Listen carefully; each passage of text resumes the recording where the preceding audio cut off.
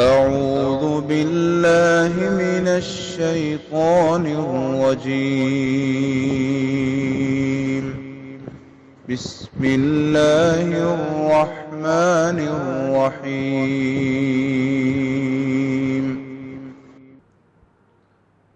السلام علیکم ورحمۃ اللہ وبرکاتہ۔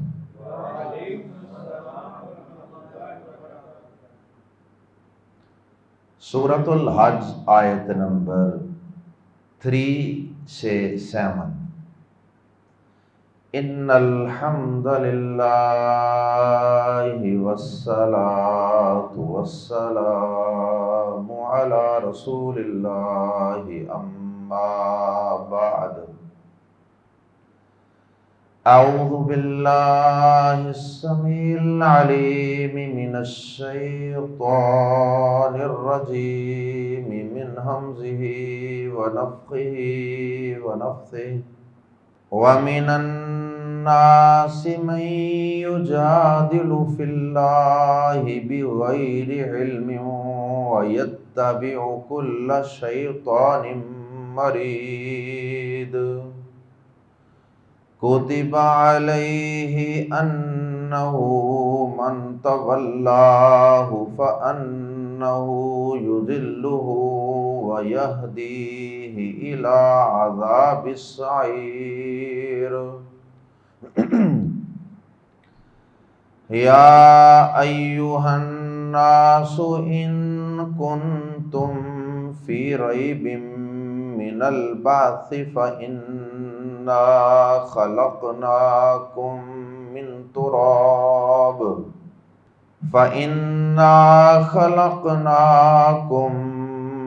تراب ثم من نطفة ثم من علقة ثم من مضغة مخلقة وغير مخلقة لنبين لكم ونقر في الأرحام ما نشاء إلى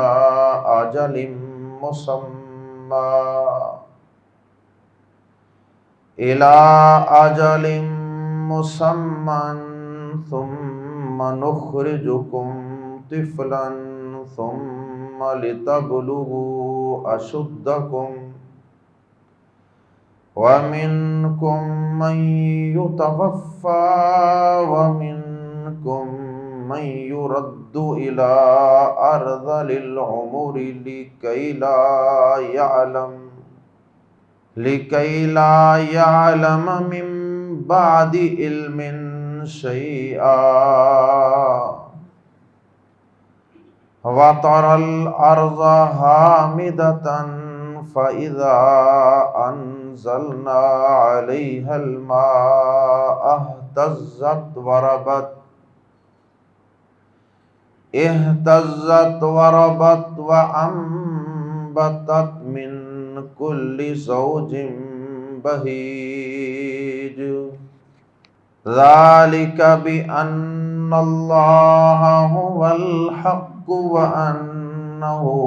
يُحْيِي الْمَوْتَى وَأَنَّهُ عَلَى كُلِّ شَيْءٍ قَدِيرٌ وَأَنَّ السَّاعَةَ آتِيَةٌ لَا رَيْبَ فِيهَا وَأَنَّ اللَّهَ يَبْعَثُ مَن فِي الْقُبُورِ۔ آیات زیر تفسیر میں اللہ رب العزت نے انسان کے مرنے کے بعد قیامت کے دن دوبارہ ہونے کا تذکرہ فرمایا،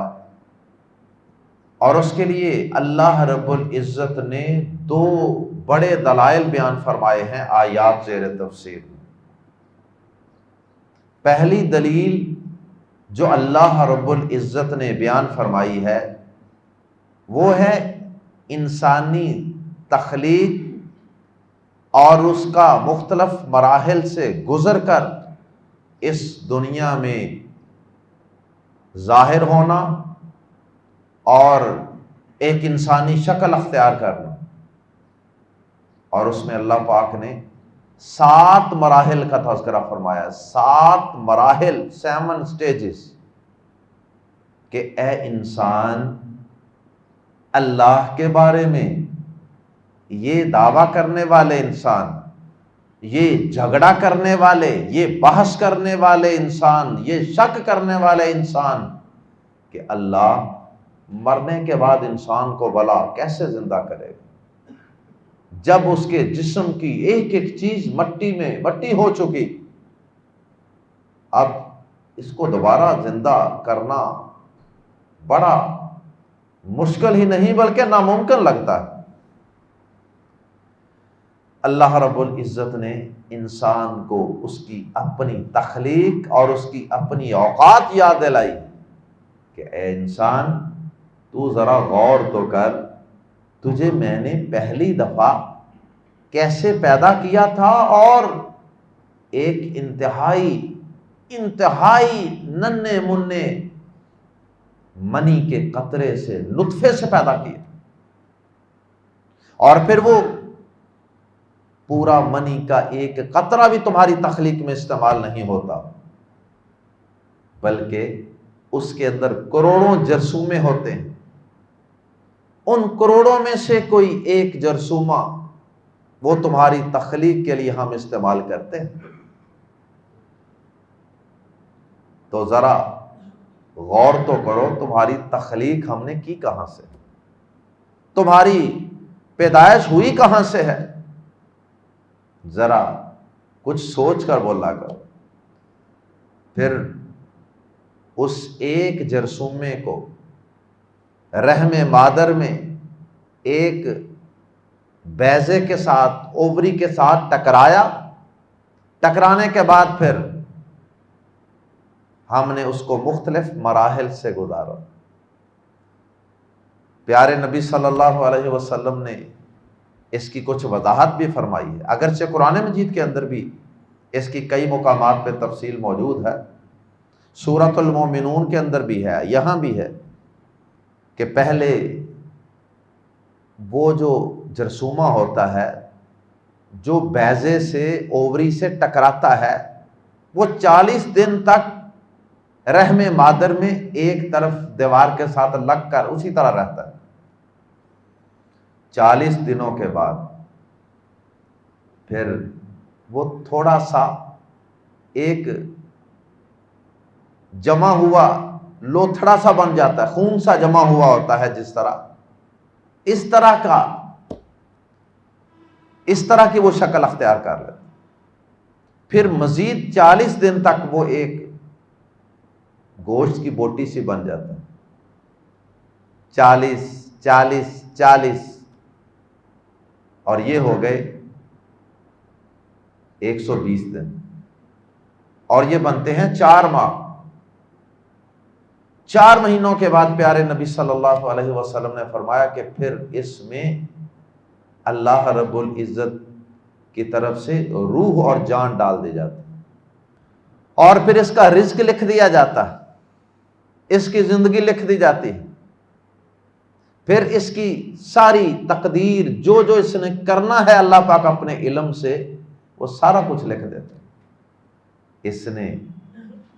نیک ہونا ہے کہ بد ہونا ہے یہ بھی اللہ پاک لکھ دیتے ہیں اپنے علم کی بنیاد پہ۔ اور یہاں پر ایک بات عرض کروں کہ تقدیر کے حوالے سے، لکھے ہوئے کے حوالے سے ہمیں اکثر یہ کنفیوژن ہوتی ہے کہ یہ اللہ پاک نے تو اسی وقت لکھ دیا تھا کہ نیک ہونے کے بعد، اس لیے ہمارا کیا قصور، یہ اکثر ذہن میں فوراً ہی بات آ جاتی ہے۔ تو اسی حدیث کے اندر ہی یہ بات بھی ہے کہ اس کا رزق بھی لکھ دیا جاتا ہے۔ رزق کے متعلق ہمارے دل میں یہ خیال کیوں نہیں آتا کہ رزق بھی لکھا گیا؟ یہ بات سنتے ہیں لیکن سننے کے بعد پھر رزق کمانے کے لیے نکل کھڑے ہوتے ہیں۔ کبھی کوئی آدمی کم ہی آپ کو ملے گا کہ جو گھر سے نکلے نہ آرام سے بیٹھا رہے اور کہے جناب میں تو نہیں جانا دکان، میں نے تو نہیں نوکری جاب پہ فیکٹری کارخانہ کھولنے جانا، اس لیے کہ اللہ پاک نے تو اسی وقت رزق لکھ دیا۔ رزق کے لیے بھاگ دوڑ دھوپ، اور نیک بات ہونے کے متعلق کہتے ہیں کہ اللہ نے جو لکھنا تھا لکھ دیا، ہمارا کیا قصور۔ تو بہرحال اللہ رب العزت نے انسان کی تخلیق اور اس کی پیدائش کے مختلف مراحل، کچھ رحم مادر کے اندر ہیں اور کچھ مراحل پھر اس کے اس دنیا میں آنے کے بعد کے مراحل۔ چھوٹا سا بچہ ہوتا ہے، ننھا منا، ابھی اسے نہ صحیح طرح دیکھا جاتا ہے، نہ بولا جاتا ہے، نہ بیٹھا جاتا ہے، نہ چلا جاتا ہے، پھر آہستہ آہستہ وہ چلنے کے قابل ہو جاتا ہے، بچپن کا زمانہ، پھر اس کے بعد تھوڑا سا بڑا لڑکپن، پھر اس کے بعد تھوڑا سا اور آگے بڑھتا ہے جوانی، گبرو جوان بن جاتا ہے، پھر اس کے بعد اس کی عمر ڈلنے لگ جاتی ہے، اور آہستہ آہستہ وہ پھر بڑھاپے کی طرف چلا جاتا ہے۔ اللہ اکبر۔ اللہ رب العزت نے یہاں 7 سٹیجز، 7 مراحل بیان کی۔ ان سارے مراحل سے گزار کر اے انسان، جب ہم تمہیں فوت کر دیتے ہیں تو اس کے بعد پھر تو کہتا ہے کہ اللہ تعالیٰ مرنے کے بعد کیسے زندہ کر۔ اللہ اکبر۔ اپنی تخلیق پہ غور کیا کر۔ اور شیخ سعدی رحمہ اللہ نے شعر کہا ہے فارسی، اس کا مفہوم یہ ہے کہ انسان کو اللہ پاک نے منی کے ایک جرثومے سے، پانی کے ایک قطرے سے پیدا کیا، قطرے کا بھی بہت چھوٹا حصہ استعمال کیا گیا۔ تو شیخ سعدی کہتے ہیں کہ کبھی تم نے کوئی ایسا مصور، کوئی ایسا تصویر کھینچنے والا بھی دیکھا ہے جو پانی کے اوپر تصویر کشی کر دے؟ تو اللہ پاک نے اس پانی کے قطرے کے اوپر تمہاری تصویر بنا دی ہے۔ اس سے بڑی اس کی طاقت اور قوت کی اور اس کے کمال کی کیا دلیل ہو؟ تو پہلی دلیل اللہ پاک نے یہ بیان فرمائی، اور دوسری دلیل اللہ پاک نے بیان فرمائی ہے اس زمین کے اندر سے اللہ پاک کا بارش برسا کر اس زمین کے اندر سے سوکھے ہوئے پودوں کو، درختوں کو، ٹہنیوں کو، جڑوں کو، بیجوں کو اگا دینا۔ کہ کس طرح جب بارش برستی ہے تو اس زمین کے اندر سے جو مردہ ہو چکی ہوتی ہے، بظاہر کچھ بھی نہیں اس میں سے اگ رہا، تو وہ کس طرح جگہ جگہ چیزوں کو اپنے اندر سے اگا دیتی ہے، باہر نکال دیتی ہے، اور ہر طرف سبزہ لہلہانے لگ جاتا ہے۔ برسات کا موسم دیکھ لیں، کس طرح تیزی سے زمین کے اندر سے چیزیں اگتی ہیں۔ اکثر مقامات پہ ہم نے کوئی بیج بھی نہیں ڈالا ہوتا، تو اللہ پاک کا ایک اپنا نظام ہے، ہواؤں کے ذریعے سے، پرندوں کے ذریعے سے بیج جو ہیں وہ ایک جگہ سے دوسری جگہ پہنچ جاتے ہیں،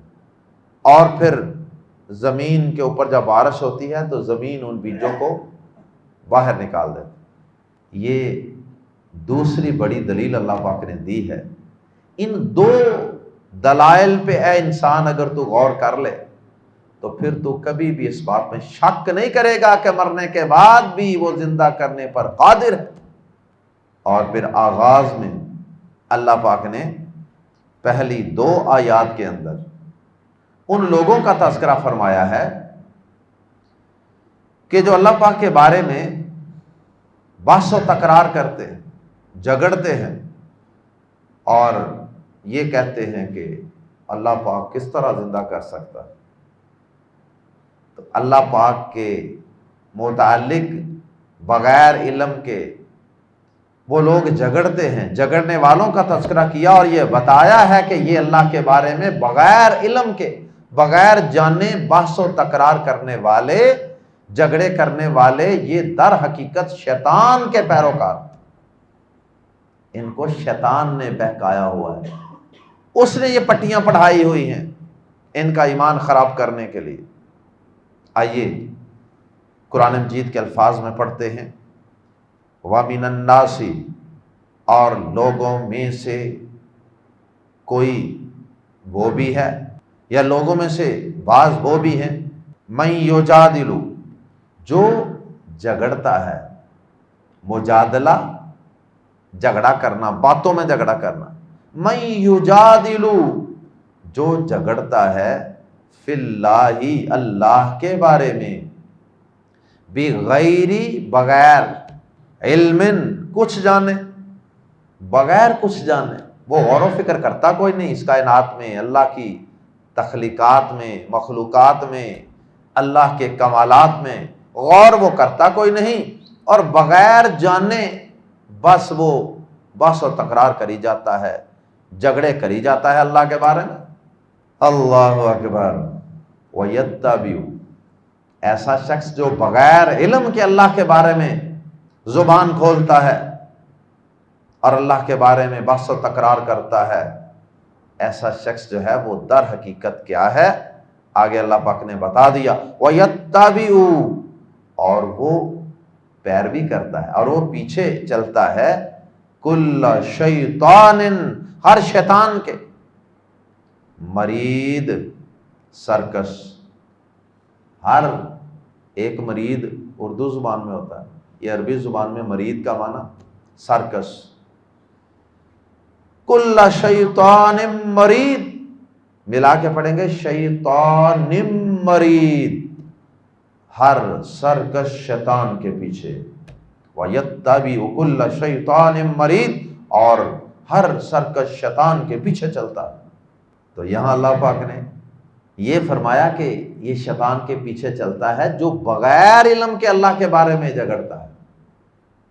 معلوم ہوا کہ اگر انسان علم کی بنیاد پہ، دلائل کی بنیاد پہ، وحی کی بنیاد پہ، احادیث کی بنیاد پہ اللہ کی ذات کے متعلق کسی سے جھگڑتا ہے، اللہ پاک کی صحیح صفات اور اس کی صحیح توحید کو بیان کرنے کے لیے، اور وہ علم کے ساتھ جھگڑتا ہے، تو یہ درست ہے۔ جس طرح حضرت ابراہیم علیہ السلام نمرود سے کیا جھگڑتے نہیں رہے؟ میرا رب وہ ہے جو سورج کو مشرق سے نکالتا ہے، تو مغرب سے نکال، فَبُہِتَ الَّذِي كَفَرَ۔ تو اللہ رب العزت کے متعلق اگر کسی جاہل سے، گمراہ سے بحث و تکرار، مجادلہ کرنا ہے تو وہ علم کے ساتھ کرنا ہے، یہ نہیں کہ علم ہو کوئی نہ۔ تو جس طرح ہمارے ہاں عام چلتا ہے کہ دین کے بارے میں لوگ جن کو کچھ پتہ نہیں ہوتا نا، اعوذ باللہ بسم اللہ بھی صحیح پڑھنی نہیں آتی، وہ بھی دین کے بارے میں بحث کرنا اور جناب جھگڑے کرنا، مناظرے کرنا، یہ اپنا فرض خیال کرتے ہیں۔ اور بلکہ اللہ پاک نے قرآن مجید کے اندر حکم بھی دیا ہے اپنے بارے میں جھگڑنے کا حکم بھی دیا ہے، لیکن وہ جھگڑا جو کسی جاہل سے کیا جائے گا، کسی مشرک سے کیا جائے گا، یہ جھگڑا ہوگا علم کی بنیاد۔ اللہ پاک قرآن مجید کے اندر سورہ نحل میں فرماتے ہیں، ادعو الی سبیل ربک بالحکمت والموعظۃ الحسنۃ وجادلہم باللتی ہی احسن، اور ان سے جھگڑا کیجئے اس طریقے سے جو بہترین ہے۔ آگے فرمایا اللہ پاک نے ایسے شخص کے بارے میں، فرمایا کوتیبہ لکھ دیا گیا ہے، علیہ اس پر، کس کے بارے میں لکھ دیا گیا ہے؟ علیہ میں جو ہو ضمیر ہے وہ شیطان کی طرف لوٹ رہی، یعنی اس سے مراد شیطان ہے۔ کتب علیہ لکھ دیا گیا ہے اس پر، یعنی لکھ دیا گیا کا مطلب کہ یہ بات طے کر دی گئی، کیونکہ لکھی ہوئی چیز زیادہ پکی اور مضبوط ہوتی ہے۔ کتب علیہ اس پر لکھ دیا گیا ہے، انا کہ بے شک، یہ اس کو کہتے ہیں ضمیر شان، یہ ہو سے مراد کوئی بھی نہیں، یہاں ضمیر شان ہے، اس کا ترجمہ کرتے ہیں بات یہ ہے کہ، واقعہ یوں ہے کہ، انہو کہ واقعہ یہ ہے کہ کتب علیہ انہ، اس پر لکھ دیا گیا ہے، یعنی شیطان کے بارے میں، کہ واقعہ یوں ہے کہ بات یوں ہے کہ انہ، کہ بے شک وہ من تولاہ، جو اسے دوستی کرے گا، فانہ، تو یقیناً وہ یضلہ، اسے گمراہ کر دے۔ شیطان کے بارے میں یہ طے کر دیا ہوا ہے اللہ پاک نے کہ یہ لوگوں کو گمراہ کرے گا، اور جو اس سے دوستی کرے گا یہ شیطان اسے گمراہ کرے گا، یہ اللہ نے طے کر دیا۔ تو اب جو شیطان سے دوستیاں لگائے گا، پھر شیطان نے اس کو گمراہ ہی کرنا، پھر اس کا عقیدہ خراب ہی کرنا۔ وَيَهْدِيهِ، اور وہ اسے راستہ دکھائے گا، وَيَهْدِيهِ، اور وہ اسے راستہ دکھائے گا، إِلَىٰ عَذَابِ السَّعِيرِ، بھڑکتی ہوئی آگ کا، بھڑکتے ہوئے عذاب کا، بھڑکتے ہوئے عذاب کا راستہ شیطان دکھائے گا، اس کو گمراہ کر کے جہنم میں لے جائے گا۔ کس شخص کو؟ ہر اس شخص کو جو اس سے دوستی کرتا، جو شیطان سے بچنے کی کوشش نہیں کرتا، تو پھر شیطان اس سے جفیاں ڈال لیتا ہے، دوستیاں کر لیتا ہے، اور پھر اس کو گمراہ کر کے جہنم میں پہنچا کے چھوڑتا۔ تو اس لیے شیطان کے چنگل سے اور اس کی گمراہیوں سے بچنے کا طریقہ یہ ہے کہ علم حاصل کیا جائے، قرآن سیکھا جائے، کیونکہ قرآن سیکھیں گے تو پھر اللہ کے بارے میں آپ کا ایمان اور یقین بالکل درست ہو جائے، شیطان کی دشمنی آپ پر واضح ہوتی رہے گی کہ وہ ہمارا کتنا کھلا کھلا دشمن۔ لیکن اگر ہم علم حاصل نہیں کریں، اچھے لوگوں کی مجلس میں نہیں بیٹھیں گے، شیطانوں کی مجلس میں بیٹھیں گے، شیطانوں سے دوستیاں لگائیں، شیطان جنوں میں سے بھی ہوتے ہیں اور انسانوں میں سے بھی ہوتے ہیں، انسانوں میں سے بھی شیطان ہوتے ہیں، ان کے ساتھ دوستیاں لگائیں گے، یا جنوں میں سے جو شیطان ہوتے ہیں ان سے دوستیاں لگائیں گے، تو پھر وہ گمراہ کر کے اپنے ساتھ ہی جہنم میں لے جائیں گے۔ اللہم لا تجعلنا۔ اس کے بعد اللہ پاک نے اصل موضوع کو شروع کیا کہ یہ گمراہ شخص شیطان کا یار اللہ کے بارے میں الٹی سیدھی بحثیں کرتا تھا کہ کس طرح اللہ زندہ کرے۔ اب اللہ پاک نے انسانوں کو مخاطب کر کے دو مثالیں بیان کر کے اللہ پاک نے مرنے کے بعد کی زندگی کو ثابت کیا ہے۔ یا ایھا الناس، اے لوگو، ان اگر کنتم ہو تم، فی ریبن، کسی قسم کے شک میں، ریبن کی تنوین دو زیروں کی وجہ سے ہم ترجمہ کر رہے ہیں، کسی قسم کے شک میں، من البعث، بعث کے بارے میں، بعث کا معنی ہوتا ہے اٹھایا جانا، بعث بعد الموت، یہ ایک عقیدہ ہے، بعث بعد الموت، من البعث، اٹھائے جانے کے بارے میں، اے لوگو اگر تم اٹھائے جانے کے بارے میں کسی شک میں، کسی بھی قسم کے شک میں ہو، فا تو انا، بے شک ہم نے ہی، خلقنا، پیدا کیا، کم تمہیں، من ترابن،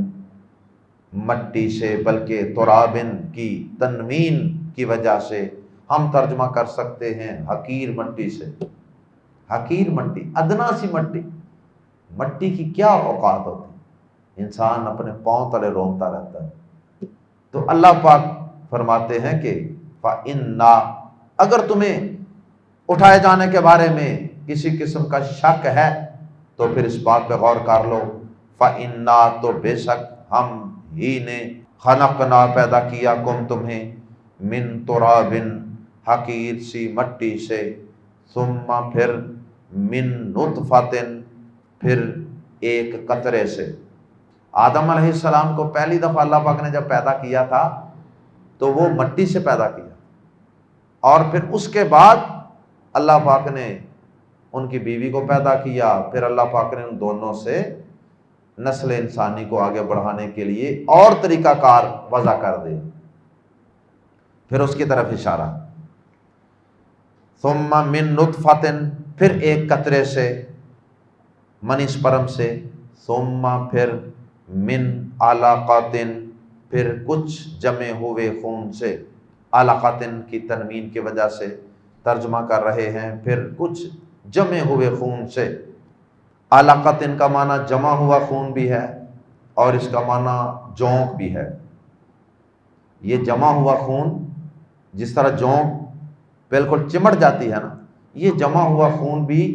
رحم مادر میں ایک طرف اس کے ساتھ دیوار کے ساتھ چمٹا ہوا نظر آتا ہے، ایسے بالکل ساتھ چمٹا ہوا، تو اس کو جونک بھی ترجمہ کر لیتے ہیں اور جمع ہوا خون بھی۔ ثم من علقۃ، پھر کچھ جمے ہوئے خون سے، ثم من مضغۃ، پھر گوشت کی ایک بوٹی سے، تنوین کا ترجمہ ایک بوٹی کر رہے ہیں، مخلقۃ، پھر وہ بوٹی کی شکل اختیار کر جاتا ہے، مراحل بیان ہو رہے، مخلقۃ، جس کی پوری شکل بنائی ہوئی ہوتی ہے، مخلقۃ، جس کی پوری شکل مکمل کمپلیٹ، اس کے نین نقش پھر اس کے ماں کے پیٹ کے اندر بن جاتے ہیں، اس کی ہڈیاں، اس کے پٹھے، گوشت، دل، جگر اور ہر چیز ہم پیدا کرتے ہیں، اور وہ ایک کامل مکمل انسان بن کر دنیا میں آ جاتا ہے۔ یہ مطلب ہے مخلقۃ، جس کی پوری شکل بنائی ہوئی ہے، غیر مخلقۃ، اور جس کی پوری شکل نہیں بنائی ہوئی ہوتی، یعنی کبھی ہم، اے انسان، تجھے اپنی قدرت کی نشانی دکھانے کے لیے نامکمل شکل میں بھی پیدا کر دیتے، کسی چیز میں نقص ہوتا ہے۔ ابھی کل میرے پاس میڈیکل کیمپ میں ایک انتہائی چھوٹا سا بچہ لایا گیا، آپ یقین کریں کہ اس کو پکڑنا مشکل، اتنا کمزور، اتنا چھوٹا، اللہ پاک کی قدرت ہے، وہ جیسے چاہے پیدا کر دے، لی تاکہ، نبینا، تاکہ ہم، لنبینکم، تاکہ ہم واضح کر دیں، لکم، تمہارے لیے، تاکہ ہم تمہارے لیے واضح کر دیں کہ ہم جیسے چاہیں بنا سکتے ہیں۔ وَنُقِرُّ، اور ہم ٹھہرائے رکھتے ہیں، فی الارحام، رحموں میں، ما نشاء، رحم کی جمع ارحام، شکم مادر، ما نشاء، جو ہم چاہتے ہیں، اور ہم جو چاہتے ہیں رحموں میں ٹھہرائے رکھتے ہیں۔ کسی کو تو نہیں پتا کہ اللہ پاک نے کس طرح کا بچہ پیدا کرنا ہے اور اس کی قسمت کیا ہوگی، رزق کیا ہوگا، دنیا میں آئے گا کیا بنے گا، الی اجل مسمی، ایک وقت مقرر تک، ایک مقررہ وقت تک، اور وہ مقررہ وقت کئیوں کا تو وہ ویسے اس کا جو شرعی وقت ہے وہ 6 مہینے سے 9 مہینے تک، 6 مہینے کا بھی بچہ ہو سکتا ہے۔ 6 مہینے کے بعد اگر بچہ پیدا ہوگا تو اس بچے کو سمجھا جائے گا کہ یہ حلال طریقے سے پیدا ہوا ہے۔ اگر کسی عورت کی شادی کو بھی 5 ماہ ہو، بچہ پیدا ہو جاتا ہے تو پھر سمجھا جائے گا کہ یہ حلال طریقے سے پیدا نہیں ہوا، اور اگر 6 مہینے یا اس سے زیادہ وقت کا بچہ ہو تو پھر یہ سمجھا جائے گا کہ یہ اسی مرد میں سے ہے، اس کے نطفے میں سے ہے جس سے اس عورت کا نکاح ہوا۔ اور ہم جسے چاہتے ہیں ایک مقررہ مدت تک رحموں میں ٹھہرائے رکھتے ہیں، اس سے پہلے کئیوں کا ابارشن بھی ہو جاتا، مہینے بعد، 2 مہینے بعد، 4 مہینے بعد، تو یہ اللہ تعالیٰ کی مرضی ہے۔ ثم پھر نخرجکم، یہ مراحل بیان ہو رہے ہیں انسان کی تخلیق کے، کیسے کیسے مرحلے سے گزر کر تو پیدا ہو۔ ثم پھر نخرجکم، پھر ہم نکالتے ہیں تمہیں طفلا ایک بچے کی صورت میں، ثم پھر ایک خوبصورت بچہ دنیا میں آ جاتا ہے، ثم پھر لی تاکہ تبلغو تم پہنچو اشدکم اپنی جوانی کو، مطلب یہ ہے کہ پھر اس کے بعد ہم تمہیں اور بڑا کرتے رہتے ہیں تاکہ تم اپنی جوانی کو پہنچ جاؤ۔ وَمِنْكُمْ اور تم میں سے کوئی وہ بھی ہے مَن یُتَوَفَّا جو قبض کر لیا جاتا ہے، یعنی اسی جوانی کے اندر ہی قبض کر لیا جاتا ہے۔ وَمِنْكُمْ اور تم میں سے کوئی وہ ہے مَن یُرَدُّ جسے لوٹایا جاتا ہے اِلی طرف ارذل سب سے نکمی، العمر عمر جو سب سے نکمی عمر کی طرف لوٹایا جاتا ہے، یعنی بہت بوڑھا، بڑا ضعیف، بڑا کمزور، نحیف۔ نبی صلی اللہ علیہ وسلم جن چیزوں سے اللہ کی پناہ مانگا کرتے تھے نماز کے آخر میں یا سلام پھیرنے کے بعد، ان میں سے ایک یہ بھی ہے وَأَعُوذُ بِكَ مِنْ أَرْذَلِ الْعُمُرِ، یا اللہ میں نکمی اور ردی عمر سے تیری پناہ مانگتا ہوں۔ صحت والی عمر دینا، ایمان والی عمر دینا، ہمیشہ اللہ سے صحت اور ایمان والی زندگی ہی مانگنی چاہیے۔ لی کئی تاکہ، لی کا معنی بھی تاکہ، کئی کا معنی بھی تاکہ، لا یعلم وہ نہ جانے، لی کئی تاکہ لا یعلم وہ نہ جانے، من بعد علم جاننے کے بعد، شیء کچھ بھی، تاکہ وہ سب کو جاننے کے بعد بھی کچھ نہ جانے۔ جب جوانی ہوتی ہے کتنا کچھ جانتا ہے انسان، کتنا کچھ بنا دیتا ہے، جہاز، ایٹم بم، کیا کیا کچھ بنا لی، اتنا علم ہوتا ہے۔ لیکن جب ارذل العمر کو اللہ تعالیٰ کہتے ہیں کہ ہم بعض لوگوں کو ارذل العمر تک بھی پہنچا دیتے، تو یہ دکھانے کے لیے کہ وہ سارا کچھ جانتے ہوئے بھی کچھ نہیں جانتا۔ تو اللہ پاک، یہ بھی اللہ پاک کی قدرت کی نشانی ہے کہ بڑھاپے میں بیٹری ڈاؤن ہو جاتی ہے، میموری ساتھ چھوڑ جاتی ہے، سارا کچھ علم جو تھا وہ آہستہ آہستہ ختم ہونا شروع ہو جاتا ہے۔ وَتَرَى الْأَرْضَ دوسری مثال، وَتَرَى اور تو دیکھتا ہے الارض زمین کو، حامدتن مردہ پڑی ہوئی ہے، تو زمین کو دیکھتا ہے وہ مردہ پڑی ہوئی ہے، فَإِذَا تو جب، انزلنا ہم اتارتے ہیں، فَإِذَا پھر جب، یا اذا کا معنی یکا یک اچانک بھی ہوتا ہے، فَإِذَا پھر جب، انزلنا ہم اتارتے ہیں، علیہا اس پر، الماء پانی، اہتزت تو وہ لہلہاتی ہے، وہ لہلہاتی ہے، وربت اور ابھرتی ہے، وربت اور ابھرتی ہے، وانبتت اور اگاتی ہے، زمین ابھرتی ہے کا مطلب کہ وہ پانی کی وجہ سے نرم ہو جاتی ہے تو ابھرتی ہے، پھر اس میں سے بیج وغیرہ کی کونپلیں پھوٹ کر باہر نکل آتی، وانبتت اور وہ اگاتی ہے، من کلی زوجن ہر قسم، زوج کا معنی جوڑا بھی ہوتا ہے اور قسم بھی، من کلی زوجن بہیج، من کلی زوجن ہر قسم، بہیج خوبصورت، ہر خوبصورت قسم سے اگاتی ہے، یعنی زمین سے کئی چیزیں نہیں نکلتی، یہ ایک جنس ادھر اگی ہوئی ہے، اس علاقے میں دوسری اگی ہوئی ہے، اس علاقے میں تیسری قسم اگی ہوئی ہے، اور وہ ہریالی کتنی خوبصورت لگتی، گرینری۔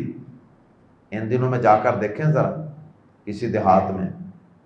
کتنا خوبصورت منظر پیش کر رہی ہوتی ہے زمین۔ ذالک یہ بازر بھی اس لیے ہے، بازر بھی اس لیے ہے، انا کہ بے شک اللہ، اللہ ہی، هو الحق وہ ہی حق ہے۔ یہ سارا کچھ انسان تیری تخلیق کے سارے مراحل اور اے انسان تیری تخلیق کے یہ سارے مراحل اور زمین سے کھیتی،